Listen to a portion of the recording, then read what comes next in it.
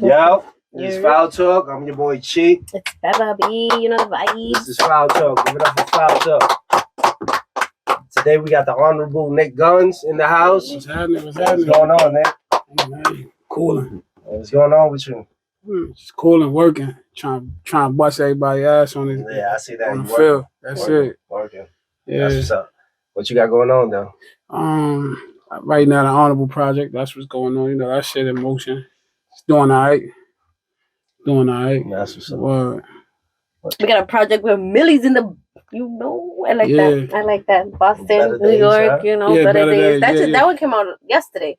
Yeah. I dropped that yesterday. I got the Chronicles of Jesse James 4 coming out like fall. So that's like the last chapter, like the Jesse James Chronicles series. So that's like my main joints. So that's like the first single for that project. Jesse James was what?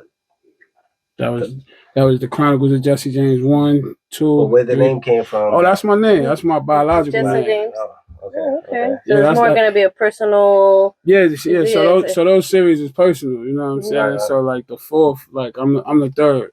So the fourth, that's my son. That's why the project is called Last Chapter. Dope. That's dope. You know what I'm saying? So if you look at all those album covers, they really pictures of me. They're not like no albums and shit. They like real pictures because it's going through chapters. That's fire. So the final chapters going with your son. Merch though too. Yeah, for sure. That's dope. For sure. Dope, So especially with your son too. Yeah, so like this album cover is now like it's me young with my son. Right. You know what I'm saying? So that's why that's definitely fire. He's the fourth Jesse James, so that's why it's called Last Chapter. So that's what's out now? No, that's not out yet. That's not out. Honorable is out right now. Yeah. All right. Yeah, Honorable. So Honorable is just to warm them up. Cause like, you know what I'm saying, I put out an album with me and Diddy Bop 2020, right. 2 Chainz. Right. I normally follow up at least once a year. I ain't follow up in 2021. So Honorable is like, here, hold that. You know what I'm saying? But wait for this. So basically you're catching up. Yeah, I'm catching up. Yeah. It's like that's catching dope. up. That's dope. So what was the concept with the Honorable? We all know what the Honorable is. You know what I'm saying? You know what's so crazy? It's like Honorable. Like it wasn't even no rhyme or reason to it. Actually, it was like even the whole idea of the project. It was like I got 2 producers I mainly work. Well, 2 engineers I mainly work with, and I got certain producers I work with on every project. So, shout out to Link's Mafia. He produced that whole project, Honorable. Okay. You know what I'm saying? So he's like one of my go-to guys when I put projects together. And my engineer, like pretty much 2022, he was kind of like going through a lot of different things. He fell in love, and you know he wasn't fucking working. You know what I'm saying? So I couldn't really get to him. You know what I'm saying? He's not Honorable. Yeah. Nah, it's cool, right? It'll be like that sometimes. Listen, man. Listen. He in love. Listen. Puerto Ricans got the white chow like. Listen, man, it happens once a year. Don't keep away from here. Yeah, you know that shit happen. It happens once in life, and you know he kind of went over there, and it just our schedules wasn't I was on go, he wasn't, and so I nigga wasn't there for me. You know what I mean? So I hit my man Links like, yo, what's up? You know what I mean? Because Links also got a studio too. Okay. You know what I'm saying? But I'm just real peculiar about my sound, and so I was being stubborn because my engineer has my sound. We've been working for years. I don't really I do features and shit like that for other people in other studios, but when it comes down to my music, I got that connection. Yeah, so it was like a hard thing for me. So I was like, fuck it, come on, Links. We already had a couple records done. So I was just like, fuck it, let's just do some more joints. And it was actually going to be called Guns and Mafia.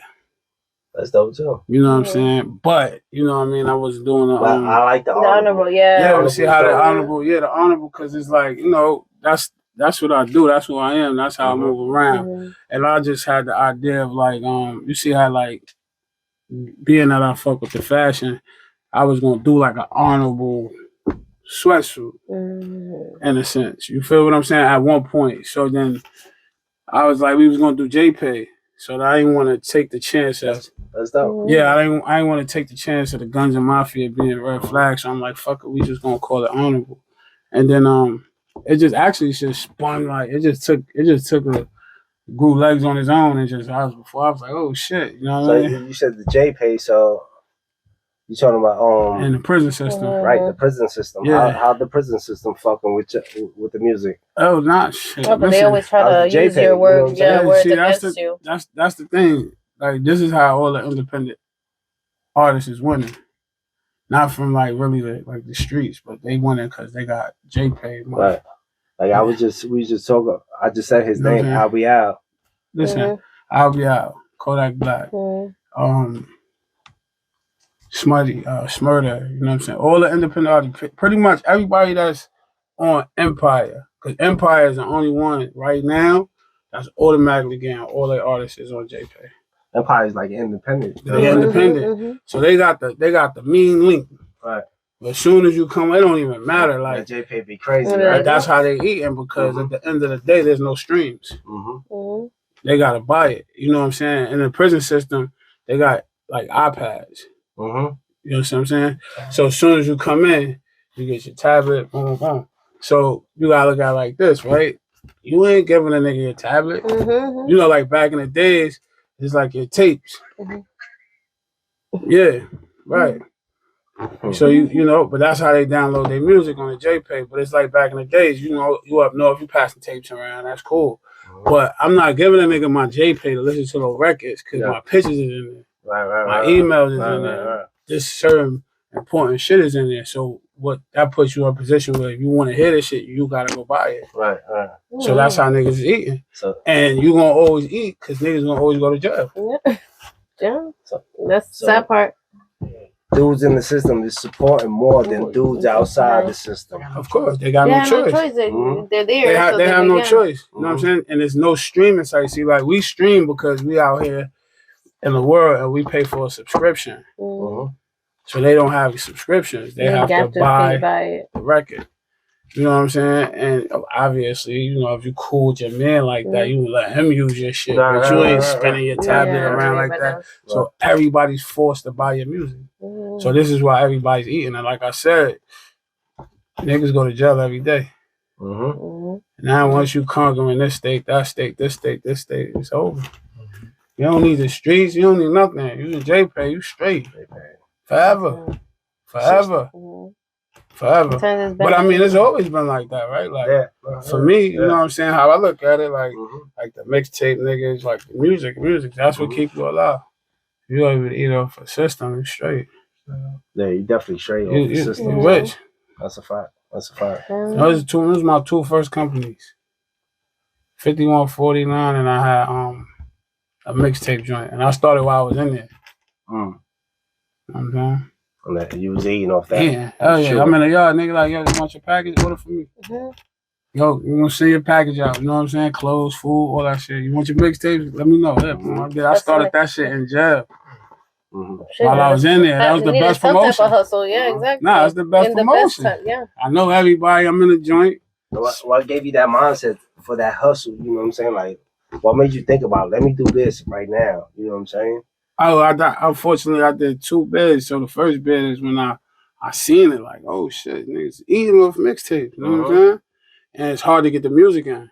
You have to have like a company situation, you know what I'm saying, where, you know, it can't just, like your mom can't just go send you a tape and be like, oh, this shit. It had to be structured and properly done to get it in there. So it makes you think like, all right, cool, I'll create the company, get it done, shrink wrap the tapes, it's coming from a company. They eating, they're making $1 million. You know why? Because they bootlegging. Right? Like, you putting albums up there, you know what I'm saying? You create mixtapes, you bootlegging. I got one radio or 10 tapes, spin them bitches, let them bitches record, and you sending them out. You ain't going to no label, you ain't doing none of that shit. I take a CD and dub that shit and send them shit out. And put my music on the back of every joint. So now when you get the new Nas album, that little 10-minute space you got on the back, you gonna hear with my new shit. And now, you know, at the end of the day, if you know anything about the world, I feel like everything for a while, everything started like in jail. Like, who's hot be coming from the niggas in jail. Like, the niggas in jail be calling home, like, man, you ain't heard of such and such? The slang. Over there in Boston, we have something called the Launchpad. And also, so they cater to the guys in jail. Like, you know, the headphone crew. That's what we call the ladies and the fellas, too, because we have that. And they submit music, even guys in jail they submit their music and they get to hear it too. So, you know, the radio for them. So yeah. The hustler's gonna be a hustler no matter what. Yeah. You're gonna hustle, you're gonna find a way. Yeah, you're gonna find a way. And still be heard, because sometimes people go to jail and they just forget about it. It's like, still continue to do it from the inside. Right. So when you come outside, I'll Be Out is one of comes outside, Kodak Black, they still have music relevant out there. Yeah, they're still relevant. Talking about Kodak, how you feel about Kodak doing the joint with 6ix9ine? From a business standpoint, where he feels like he's in a business now, he's straight, he legit. However he playing it, that works for him. You know what I'm saying? Right, but how you feel? Me personally, that's not something that I would do. Even if the nah, just because it still falls on the line of whatever your price is. I can't be bought, nigga. I feel that. You know what I'm saying? Because it still falls on the line. Like, no matter, you know, how slick the verse is. Like, yeah, I got a free meal, nigga, but you still out there. You still tarnish. You still tarnish. You know what I'm saying? But you know he young, so. But for me, a nigga like me, that all the pain that I put in and all the shit that I went through, $1 million ain't worth me tarnishing everything I done went through for all my life. For $1 million, hell no. All the, you know what I'm saying? Going to jail for other niggas' crimes. You know what I'm saying? And having to stand tall, come home, you feel me? Getting blamed for other niggas' robberies and having to come outside and stand to shit like that. I'm not, because now all that don't count no more. So he's trying to sacrifice all that for this. Nah, no, I'm gonna have to get it the hard way. You know what I'm saying? Shit, if that was the case, I'd have been on. Shit. It's crazy. Yeah, I'd have been on. You know what I'm saying? But that things like that is changing the game in a different fucking. Yeah, I mean the game is. I mean, it's changed. I think it's been changed. It's just it's over. It definitely has been changed. It's never. Now people have different morals. You know, not the same morals. There is no. Yeah, there isn't. That's the whole thing. There ain't no more. There is no more. Yeah, there is no more. The codes change. I feel like Sammy the Bull fucked the game up. I just told somebody that he was the first one to really. Like, you know what I'm saying? Because Gotti is Gotti. And it's like, damn, you know, Gotti wouldn't be Gotti if it wasn't for Sammy. And you took him out? Like, that shit, like, so that just made everybody be like, what? A lot of black gangsters, a lot of, you know what I'm saying? Spanish gang, everybody, niggas just start folding, man. And to see niggas come home and get accepted, that's the problem. That's the problem, because you know you went to jail. Yeah, some people didn't go to jail. Went to jail, didn't rat, did the time, did everything, and come out, and you know they have to start from scratch. Right. And then this one comes out and they celebrate him. You know, so that's the part that it's like this is a little fucked up. Yeah, it's confusing. But I mean, it's still a small community and people that's still standing on them morals and standing tall. So besides music, you say you're also doing fashion. Yeah. So you have a line as well too. True Ling brand. Yes. Tell us about that.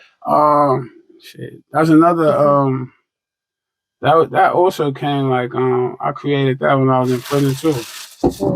Just the word. Fire. The word True itself. Ling. Yeah, like the word itself. Like I was just in jail. I was in jail and I was just sitting around like I was just sitting around, niggas. You know, I don't know if you ever been in jail or whatever. But I don't know. But just neighborhood shit, you know what I'm saying? You know how you just be around, like, you see people, like, you sit back and you really analyze, and I'm just sitting there, I'm like, yo, I ask a person, like, yo, what you in jail for? And then, or he talking about why he in jail, and then when you really decipher and break down why he was in jail, like, man, you in jail for peer pressure? Damn, dog.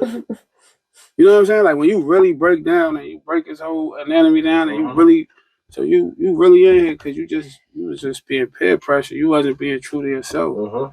You know what I'm saying? He wasn't being you. That's a fact. Being in prison and, you know, seeing a bunch of dudes doing a lot of different things. I'm like, damn, yo, be yourself. You know, and anybody could tell you. It's manipulation nowadays too. You know? Yeah, and anybody can tell you. And it don't matter, like, it's cool. You could be whatever you want to be. You could be like King, you could be Blood, you could be Crip, you could be whatever you want to be, Muslim, not that. But you got to be true to you. True lingo. You understand what I'm saying? It's a fact. Just because you're a part of something or you don't got to be a follower. You know what I mean? So for me, that was my thing. Like, I just seen a lot of people, and at the time, that was the real talk era. That's when that little language came out. Everybody was running around, real talk, son, real talk, real talk. I was like, hey, you ain't real. You know what I mean? Because now I started realizing, like, what's your real? Ain't my real. That's a fact. That's a fact. You know what I'm saying? You like that, right? So I just always believe in just being true to you first and foremost. If you're true to yourself, then you can be true to everybody else around you. No matter what you are. No matter what you are. You know what I'm saying? You don't got to be like the next dude to or pretend something you're not. Real's not being tough. And that's the thing, though, right? Real's not being tough. Right. But when you get caught up in a facade and what... But growing up in the hood, that's the facade, though. That's what I'm saying. Again, you know what I'm saying? When you get caught up in a facade in the neighborhood, and if you don't have a mind of your own, and if you don't believe in yourself enough, you'll find yourself doing a lot of things that you're not truly true to. And we all probably fell short of that some way, one way or another. But the objective is to figure that out and stay away from moving in that direction. Like, all right, I'm slipping. That's not me. That's not what I do. You know what I'm saying? I tried it, right? Because it's called trial and error. So I tried to do that. But now when you keep going on and on and on and on, you're like, damn. So that's what it, you know, the name, the word, everything I created, that sling, not the sling, but that ideology right there. And if you ever see me, most of the time you see me by myself. Right. I don't move in packs. I don't, because I'm true. So I don't gotta worry about where I'm going. Usually, when you're true and you're real, you don't have to have an entourage or people worrying. You could go anywhere by yourself, and people will. That's what gets you in trouble, or get you in jail. All types of shit is the honest. Just like I was telling Doza, you know what I'm saying? Like on the merch type of sense, like the quotes on your merch would be dope. You know what I'm saying? Because you know that's crazy. That's what that was the plan. Right. You know what I'm saying? Like a quote on the back of the True Lingo of saying whatever. You know what I'm saying? That was the whole. Was the whole plan. So like when I was sitting in the joint, I was like, all right, cool. When I get out, I'll do True Lingo, and then True Lingo is the brand, but then I would probably put quotes over my records, my songs. Oh yeah. Like certain things, you know, certain verses, you know what I'm saying? Certain verses, certain quotes. That was the whole objective. That's dope. But then, it just, it just spun out of control, you know? Yeah. It just. So besides Jesse James 4, what's your next after that? What are your plans? What's your end game? What's your goal? Or, do you have a goal that you're trying to set? Or what's your basically motive? What do you want to be remembered for? Or people like, oh shit, remember Knickguns because he did this. Like he did that, he did, Yeah, overall, I think my main goal, like, I achieved a lot of my goals. I like, my list is so crazy. I sit back today, I'm like, damn, I'm successful. Like super successful. And I ain't talking about like, in which ways? Financially. Right. Lots of ways that people, solidify success as. For me, I'm super successful. I probably superseded my, things in terms of like the goals that I set for myself. When I sit back and I'm looking like, damn, I did everything that I said I was gonna do. You know what I mean? But right now, my ultimate goal is just to be like a touring artist. I just want to tour. So in order for that to happen, I understand like the climax of the game, and certain things change, but certain things won't change. And that's just keep flooding these niggas, keep busting these niggas' ass. They gonna have to pay attention. You know what I'm saying? So with that being said, I got the Muddy Flowers project coming out. That's me, Chambers, Chips, Bill Yons, and Bake Man. That shit is done. Okay.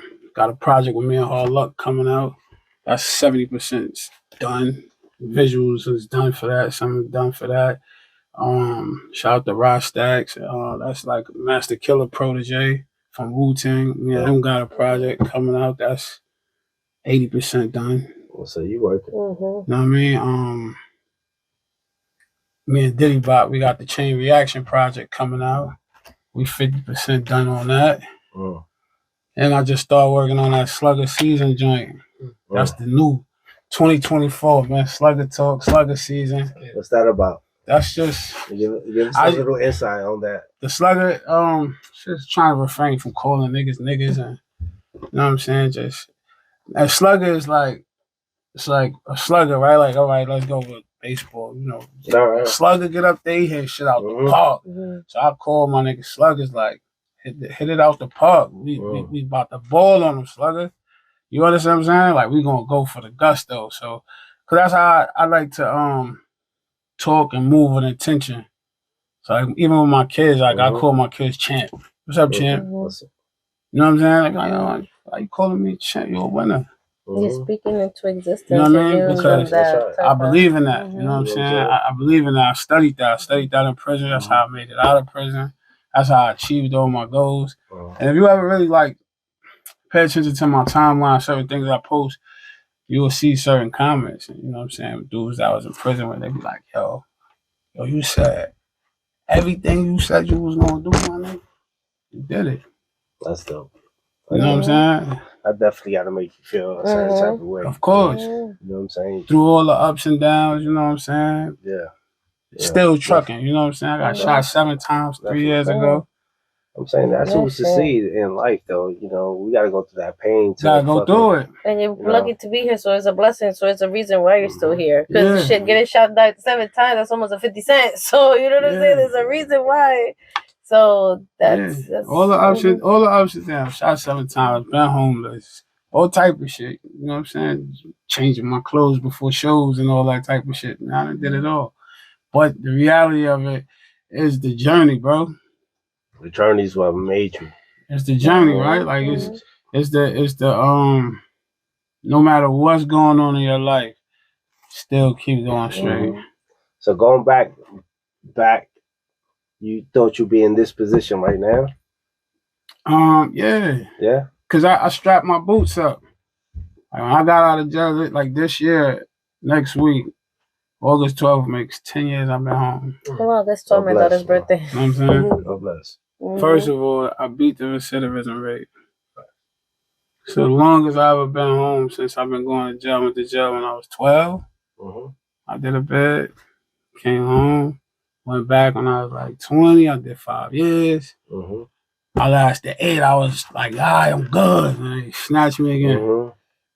Did a 1.5 to 3. Now it's the down. Every year you think like I'm going back. You know what I'm saying? I always know like I gotta reach the 10-year mark. That's the growth though. That's the growth. So like now I'm here. So. But that's like the biggest thing when you're in the system and you get out, and the first thing people are like, he's going back to jail.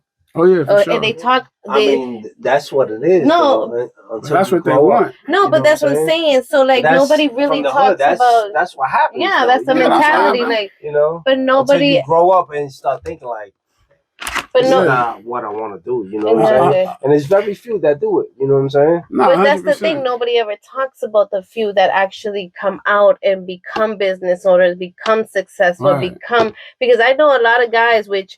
I love seeing that. I had one guy that almost did life, and he came out of jail. He's from Boston, went to Atlanta. Now he owns a trucking company. He was in the feds. You know what I'm saying? I know that another guy that was also did 7 years, came back out, owns 2 tattoo shops, owns property. So it's like nobody really ever talks about the ones that actually make something out of themselves. They're always, he's going back. Like nobody believes in them. Nobody. But you said the 10-year mark, 5-year mark, but in the back of your head, it's like I gotta make sure I never go back to that 100%. area. You know what I mean? Some of them are never gonna grow up. Some of them are gonna go back. But the ones that actually take it serious, like nah. So what changed of not going back to that? So I'll tell you what happened. Me, Uncle Murder, and my man, we was gonna go see my man Brown. up north when our other GMG brothers and we got pulled over, boom, I had a gun in the car, whatever. So the next day we had a meeting with LA Reid. You know what I'm saying?